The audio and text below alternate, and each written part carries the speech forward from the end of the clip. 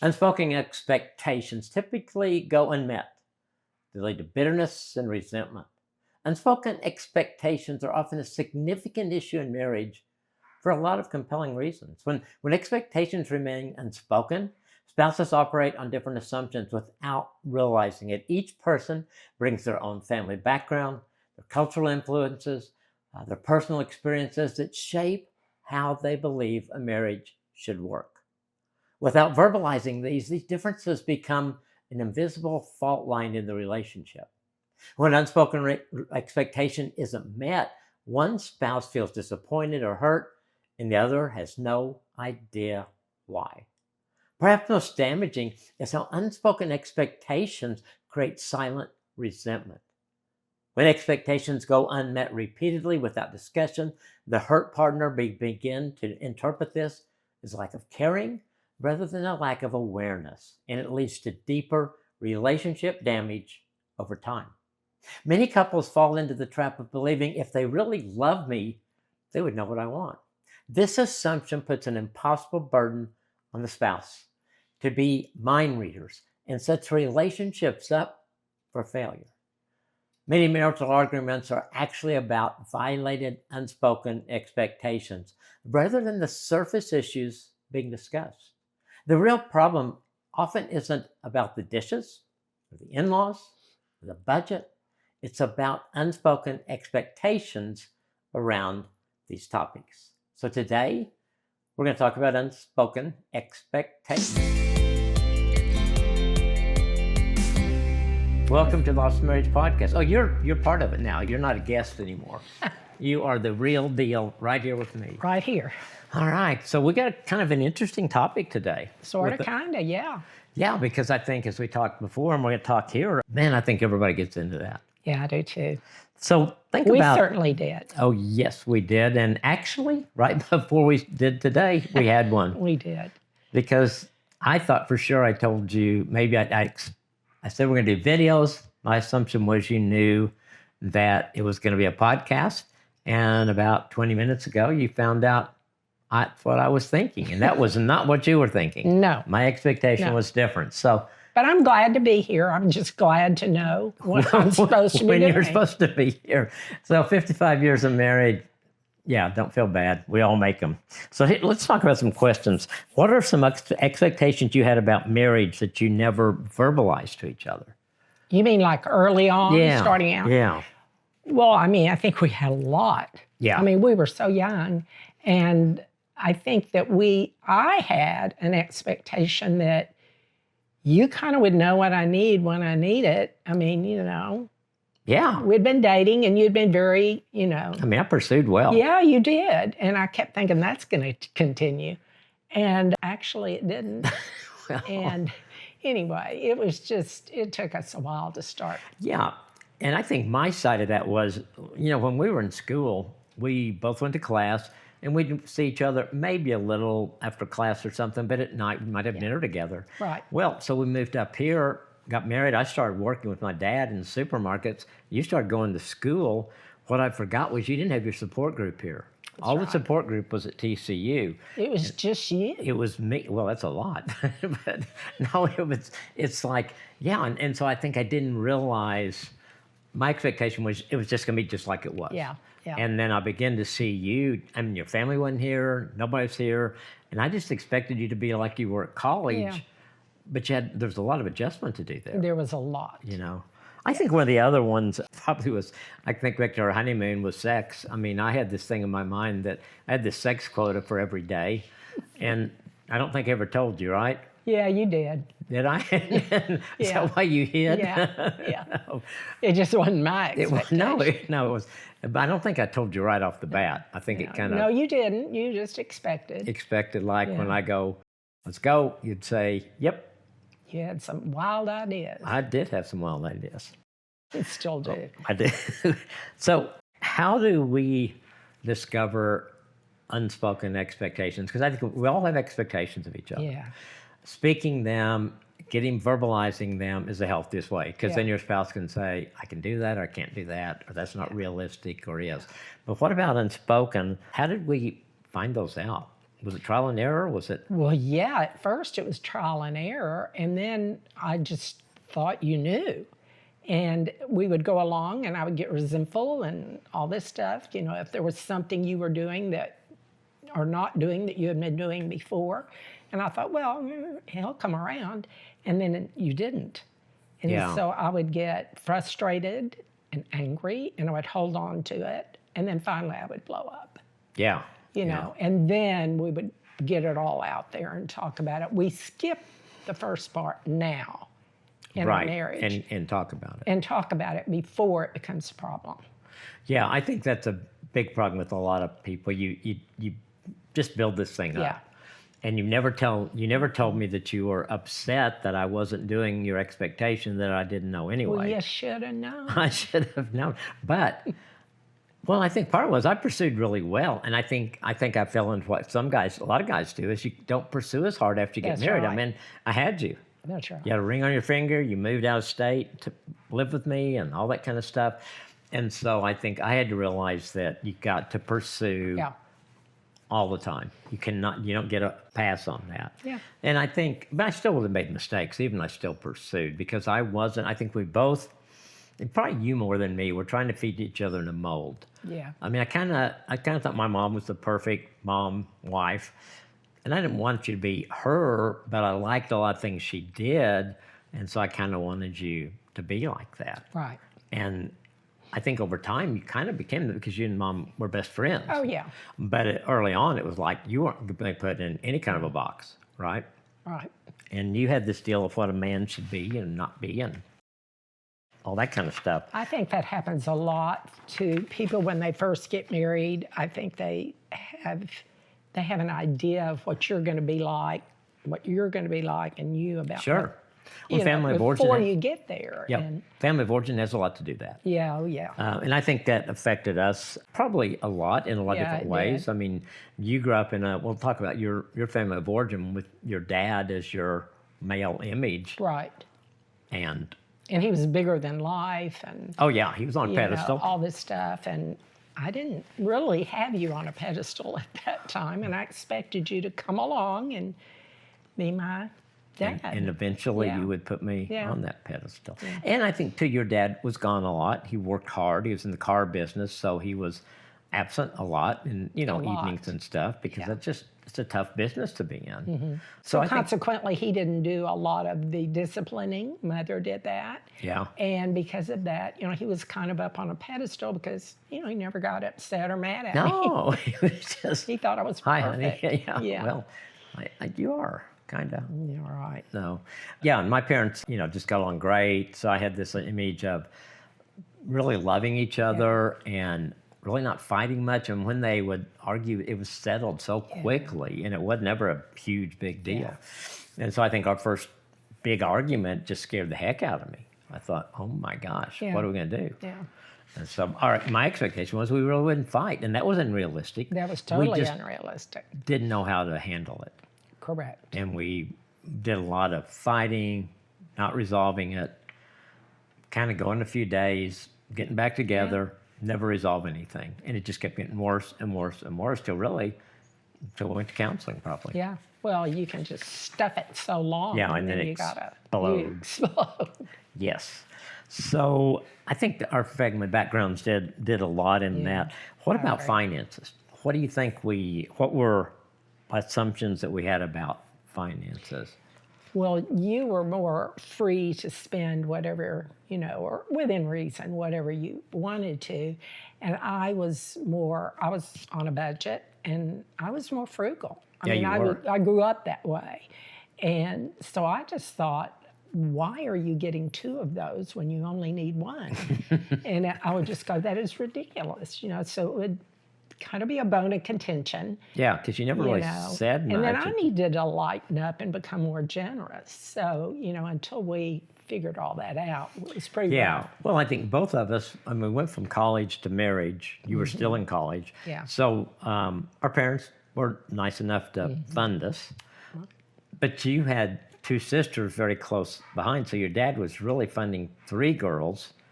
instead of Right. just one, like my parents, because my sister was 8 years younger. So it was a totally different deal. And so I think that came into play of why, you didn't have as much to spend as I did. And then after we got married, yeah, I kind of continued some of those patterns, and we weren't making that much money. I mean, No. I didn't, my dad wasn't continuing to put money in a bank account. It was like, you're on your own now. Darn. You're working for me, but this is what your salary is. Yeah. And so I think we had to kind of go through that. did. So our expectations, I think we had to learn a lot about money, and I think you were always frugal. I think I was more, and still am, probably a little more free Yeah. with spending than you are. But you've grown more toward realizing being a good steward with what you have, what we Right. have. And I've gotten more generous because I know as a child of God, I need To be more generous. to be more open-handed than, tight. Yeah. Yeah, I think God has taught us a lot about Yeah, that he has. over the last few years. He has. Were there unspoken expectations about personal time and space that we had to navigate? Well, I was pretty upset that you had to work, till 6 o'clock at night. Yeah, because I was, Yeah. leaving I early. was still in school and I'd be home and, that was a hard one. That really was Yeah. hard. Yeah, I think, and again, I don't think I really realized. I mean, I did over time because I saw you kind of just not as up as Happy. you were. Happy. That's the word, as you Yeah. had been, and I think you've kind of made a couple of friends, and but neither one of those really probably played out. It took us a while Yeah. to find some friends because my friends were in college. Yeah. Well, mine were too. And you were too. Yeah. And so now we had to go through all that kind of thing. Well, and the biggest expectation that I think we could go back on now that I wish that we had done differently was we probably should have talked more before we got married so young and looked at, what that landscape would look like. That would have probably saved us a lot of early grief because I think we would have seen each other's side of the deal and worked something out. Maybe waited a little longer or figured out more about what we were going to do with my education. We just kind of did it. We just did it. And came in with a lot of expectations. Yeah, and I think the other thing, we didn't have premarital counseling. I mean, No, we it didn't. wasn't at all available like No, it is now. no. We have a great premarital counseling course. I'll plug that here. It is. Awesome It's Marriage. very good. It's really good, and it's helped a lot of people. I've been teaching it and a version of it for about 20 years now, maybe longer And I than that. think the statistics are really good for Yep. people who go through it as opposed to those who don't. Absolutely. When we did, in fact, I did part of that was on part of one of my thesis, and we showed it at a 10-year mark, our divorce rate was strikingly lower than Right. the national average at that time. But we didn't have that. And I think that would have helped us a lot. At least somebody asking us those questions. Nobody asked us those questions, No. Well, and you had to read a book to find out what you were supposed to be doing. And when you're in college, you don't read extra books. No, you don't. That was not at all. So, do you think our communication is better now? And yeah. I just don't. I think if we have unspoken expectations, they surface pretty quick, and we talk about it. And I think that's from just knowing each other better, giving each other more grace. I don't think we gave each other much grace early in marriage. It was kind of do it my way, or else what's Right. wrong with you? We had a lot of pain we had to overcome. And now we don't want to go back to that. So, No, not after you work through it. No. So what do we do when an expectation isn't being met? I think that's an interesting question that was given us. We don't really have signals or cues. I think we just know. But I think that's a good idea. I mean, I do too. to have a signal or cue. Yeah, and it can be anything. It can be Yeah. you raise your hand. It can be a word. It can be anything, so that your spouse is aware of it. Right. And they don't. And I think having a signal or cue, at least if you're upset, you don't end up saying something you'd regret. Right. It's just like, hey, or whatever, raise your hand, whatever your cue is. And so then you can sit down and say, okay, tell me what was your expectation here? I know I didn't meet it, so tell me what it is. Yeah. Yeah, I think that's really good. How do we bring up new expectations without creating tension? I think for us, probably it comes with our having time every day to talk about things. I was trying to think of I think I don't know that we've had any new expectations between us. Maybe, I know one that came up. It's like when we started playing pickleball and we were both so into it and we were playing 4 or 5 times a week or something like that. Yeah. And I think I was loving it. And you were kind of thinking, well, I like playing a couple times a week, but that's what I want. Well, Right. my expectation was you were going to keep playing like we were. And so I couldn't understand why you were getting upset when it was time to go play Yeah. pickleball. And then it didn't work out real well at all. And so I think we needed to, that was an expectation I had until you really told me Right. that, hey, I don't want to play as much as I did. And I gave you 2 pretty good breaks. I broke this wrist and you had 3 months off, and I broke that one and had 3 months off. So, I helped a little bit It there. helped a little. But no, I Don't think do it again. we kind of got both on the same page with it, Yeah. where we love doing it. We love the friends we play with, but we're not going to play 5 days a week Right. like we were at one point. Very good. So, how have our expectations of each other changed during our marriage? You think they have? Oh, yeah. Yeah. I mean, yes. I mean, when you think about us 55 years ago, I mean, we were so young. Yeah. And I think just maturity and living through that. And we did a lot of hashing our way through, the hard way. Like you said, people just didn't get counseling really, or, Yeah. do premarital counseling or anything. So we just kind of had to figure it out on our own. And we did. It took a while, but Yeah. certainly nobody would have to go through the long time that it took us to kind of make it. Yeah. And I think if you're, if this is hitting home, don't, one, sit down and talk about it, and 2, don't hesitate to go to counseling. Oh, golly, yes. And get some help and get on the right track and just learn how to communicate those expectations. Because from my standpoint, in the counseling room, a lot of, probably 75% of issues that come up with couples have to do with an unmet expectation that was never shared with the other person. Yeah. And so you keep getting mad and mad about that, and you never tell them, you just get mad at them. Right. And that doesn't work very well. I think, too, the more we've learned about each other, I think what's probably a realistic expectation of me, and I know what realistic expectations are to have of you. So I think early on we were probably going out of those boundaries a lot, or those parameters, and just expectations that were really not even fair a lot of times for each other. Nope. All right, let's see what other question. Was there any expectation you can think of that we let go of for the health of our marriage? Yeah, trying to change each other. Yeah. I mean, trying to remold us into who we thought, who I thought you should be. Yeah. I finally gave up on that and realized you're pretty cool the way you are. Thank you. And, I wish I'd decided that a little sooner. Me too. It would have made a lot of those years a lot easier. Well, and I think, too, I think as our faith grew and we realized that God has a plan for each one of us individually, and to trust God with, because what we learned, I think, is God was not going to change anything in me that was bad for you. Right. And he wasn't changing anything in you that was going to be bad for me. And I think just coming to that realization and to trust God with that. And really, after I got to that point, it was a lot easier. I didn't have to worry about changing you all the time. It was like, no, let God do it. And he's done a great job. Yeah, he has, hasn't he? Yeah, he did a great job with you. This is good because I think we have a couple things to talk about on this. How do you adjust when life circumstances create new expectations? And we've had something come up in the last few months. Yes, we have. We have a new great-grandchild, and we just kind of expected to be like grandkids. You could just run over and grab them whenever you want.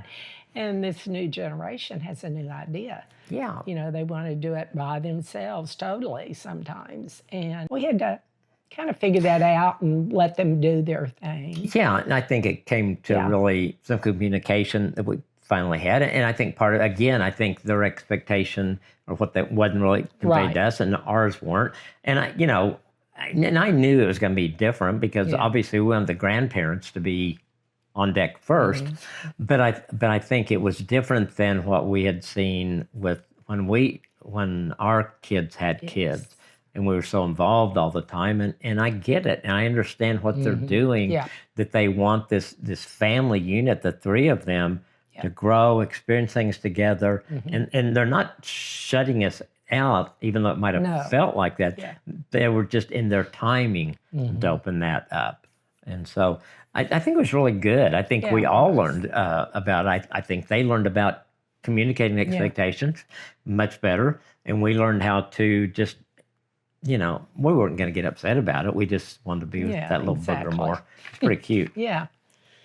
All right, let's do a couple of things for people who are listening. What advice would you give newlyweds about managing unspoken expectations? Well, I think the answer to so much is just communication. Yeah. I mean, we established a habit pretty early on where when you come home, we just sit down and spend, whether it's 5 minutes or 50 minutes, we take the time to really talk and listen to each other. Yeah. That's the key. So often I was pretty guilty about not listening. I wanted you to hear what I had to say. And I've learned that we need to share that. That we both Yeah, have something we to both offer. have something to offer, and we both need to listen. Yeah, I think we've learned that, and still have to work on it sometimes too. No, I think that's why premarital counseling is so important. So it gives you a chance to talk That's about these right. things, whether you're doing a class or doing like ours, and you can do it together at home or wherever you are to do that. One conversation that you wish that we had before we got married. Well, we would have probably talked about a lot of stuff that we've already told them about, like sexual expectations. I mean, we didn't talk about anything about the future other than, I want to live in a little house and have babies and, Yeah, no, just But I the mean, typical.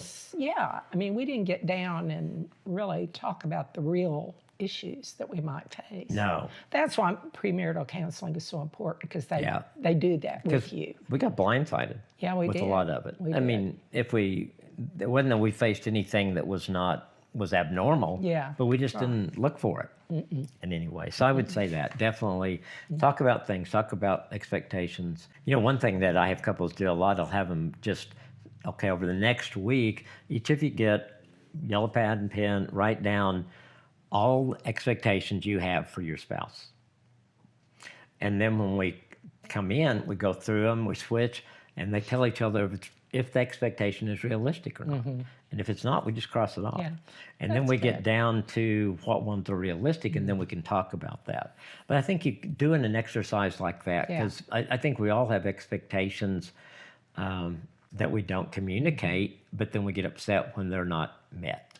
Right. Well, I agree. Okay, last question. How can couples create a safe space to voice expectations without fear of judgment? Well, I think we started out just hitting each other over the head, like, well, I want to say, and just kind of start out, just even pray before you do, so that you can calm your heart if it's something you're really concerned about, and just let the Lord guide you.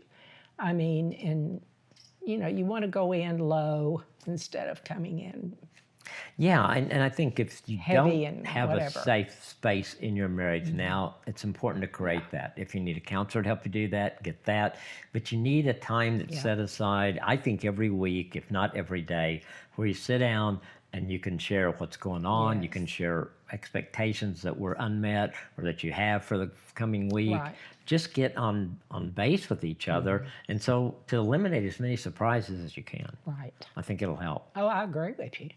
So I hope this has been helpful. I hope it's been something to get you to think about the expectations that you have for your spouse. What ones have you not shared? And before you share them, are they realistic or not? And then kind of go from there and try to begin to communicate of them. And if this is an issue in your marriage, to address it. Yep. And so it's not anymore. No. Okay? Okay. All right. Thank you for joining us today. Next week, my special guest is going to be my good friend Larry Hagner. Larry Hagner. We're going to talk. It's our Father's Day episode. He is a great man, a great dad, has a great ministry helping men be the dads God wants them to be. And so you're going to love that one. And do something awesome for your marriage this day and Bye, this guys. week. Yes. Okay. We'll see you next month. Bye-bye.